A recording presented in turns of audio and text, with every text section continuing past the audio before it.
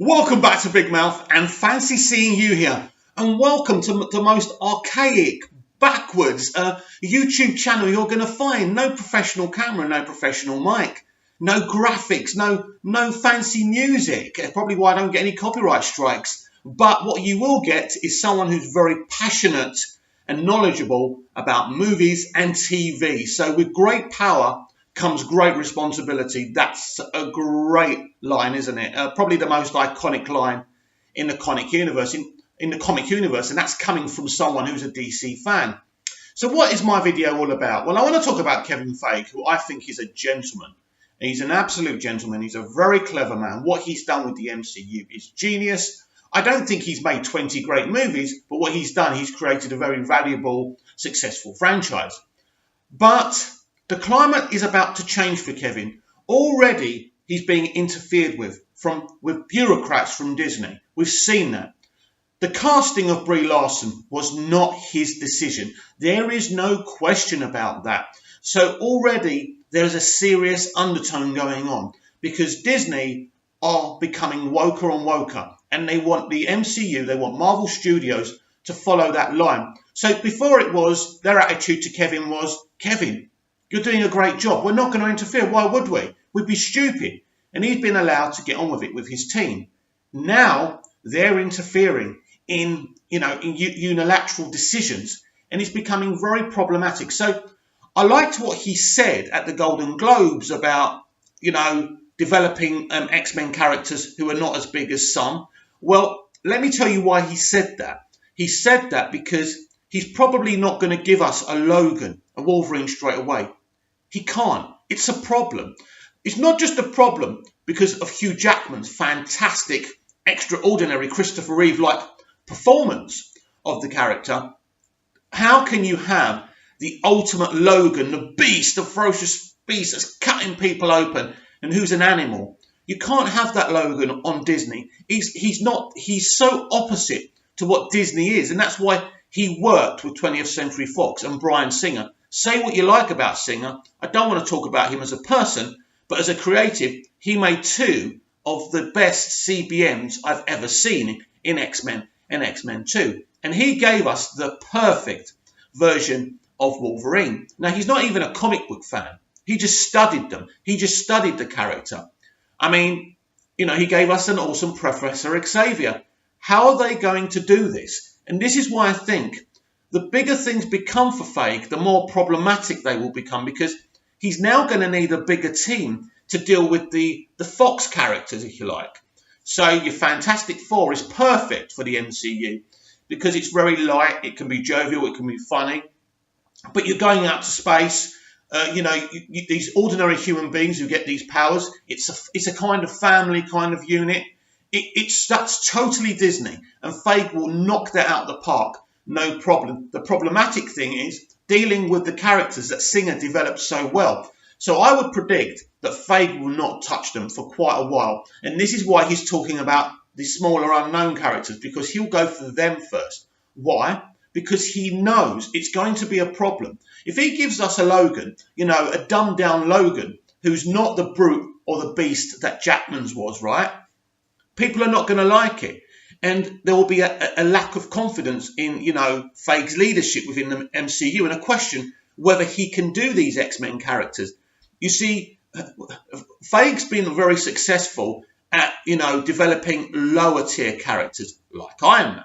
That's a great example. Iron Man's a great example where he got a really big actor, a really big name to play a low-key character to make him more popular than he ever was. So he's good at that, and this is what he's going to try and do here. But the problem he's going to have now is he's not going to have any excuses why he can't develop certain characters, because he's going to have them at his arsenal, right? So people can say, but we want these characters. We want Jean Grey. We want this character. We want that character. And the question mark also, whether he just doesn't bother with the existing Fox property, which I don't think he will, by the way. He won't use hardly any of the actors. He might use a couple of the more prominent ones, and it will be interesting what happens there.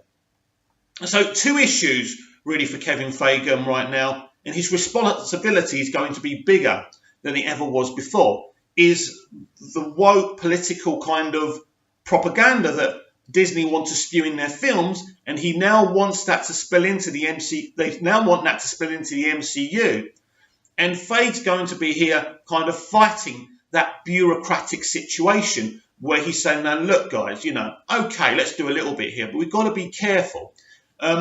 He kind of, he had the casting of Brie Larson foisted on him. That wasn't his casting. You look at all his casting choices were terrific, right? This one is not Kevin Feige, and this is where as I say, it becomes very, very problematic. He's, and I think there's even more problems with Feige this year.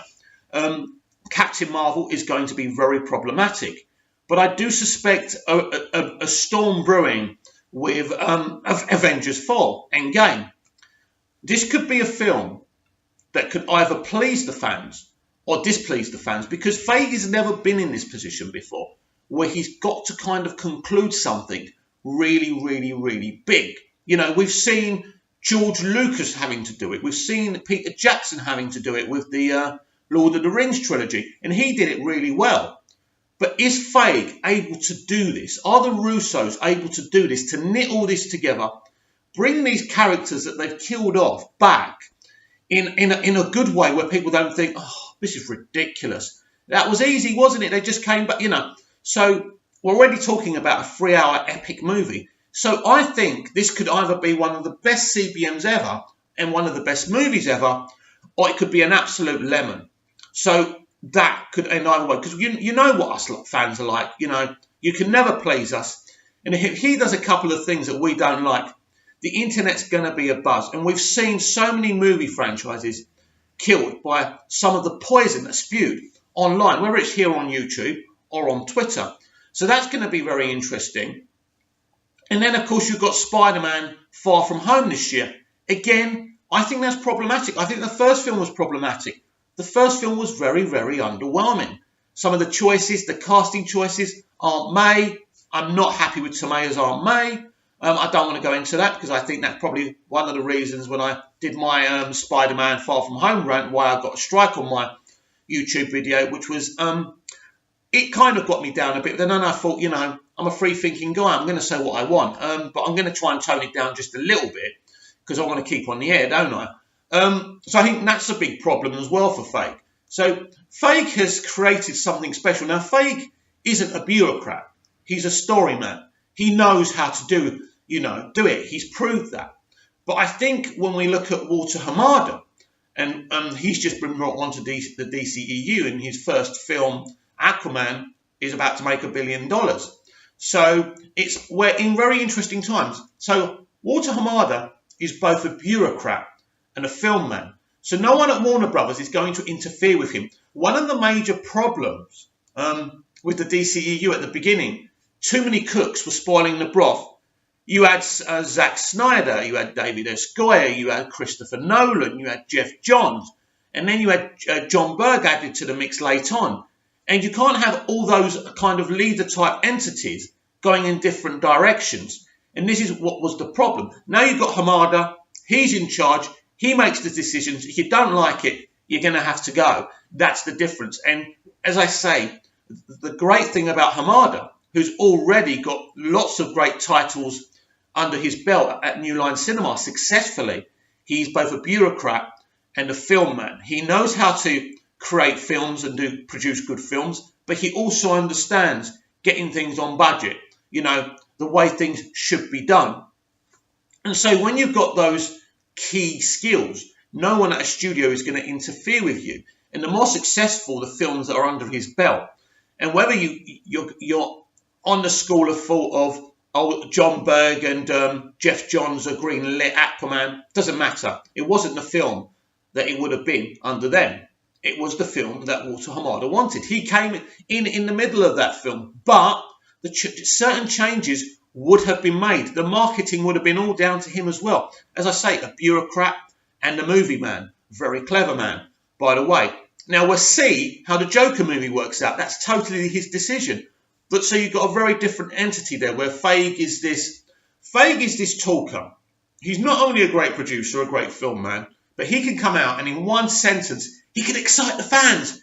Even if you're not an MCU fan like me, you're going like, And you're thinking, what? He just inspires you by the way he talks. Walter Hamada doesn't do that. Walter Hamada hasn't come out to say anything. I'd love Walter Hamada to make some kind of come out and speak to the fans. I think it would be great. I don't think it's going to happen. But this is why I envy MCU fans, because they have faith. But I will warn you, MCU fans, you are now in a situation that could become very, very muddy.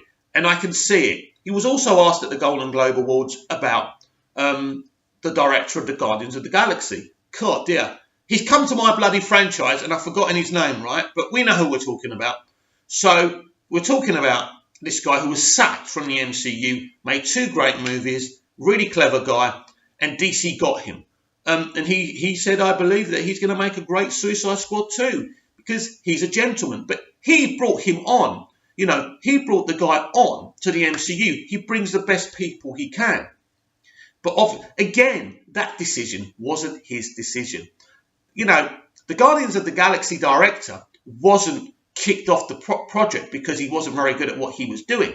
No, he was kicked off because of historical tweets he made. And he was booted by Bob Iger, not by Kevin Feige. So that's another muddy situation. So as I say, things are being, a lot of authority and power is being taken away from Kevin Feige. And what you're going to see in the coming months is, as I say, the climate changing a lot more towards the MCU. What happens to the films? Look, the films are making money. They're simple as that, right? People like the films, some more than others. But I think it's a very, very interesting situation that I can't wait to see develop. So it's a big year. It's a big year for CBMs yet again. They're so popular. I've said it before, when I was growing up, we had film stars, and now we have superheroes. They are the stars. It's not the actors. I think I was watching another video, which I didn't really agree on because it was slaughtering the DCEU. But he did say one thing right. We don't have film stars anymore. We have superheroes. I love superheroes. I love blockbusters. But I think it's sad that we haven't got film stars like Marlon Brando and Mel Gibson and people like that anymore. We've lost personality and character from the industry. But I love superhero movies. I think we're very lucky with some of the content we're getting. But then we're losing a lot of the content that we had when I was growing up. So I think it's a very interesting kind of situation that's going on right now. But if we take it back to the MCU and Kevin Feige, as I say, from what I see and from what I hear from people, Disney are interfering more and more. And this was the situation with the DCEU at the beginning. Too many bureaucrats getting involved with things they don't understand. And then, with the failure of Justice League, they didn't come out and say, hey, this is our fault. But by doing and making the changes they did and putting one guy in charge, they understood that they had to back down. So they brought Walter Hamada, a man they've worked with for many years, because they own New Line Cinema, by the way. So he's making all the decisions. They've learnt their mistake. Now Disney are going to start making the mistakes that Warner Brothers made, and the results of that will be very, very interesting.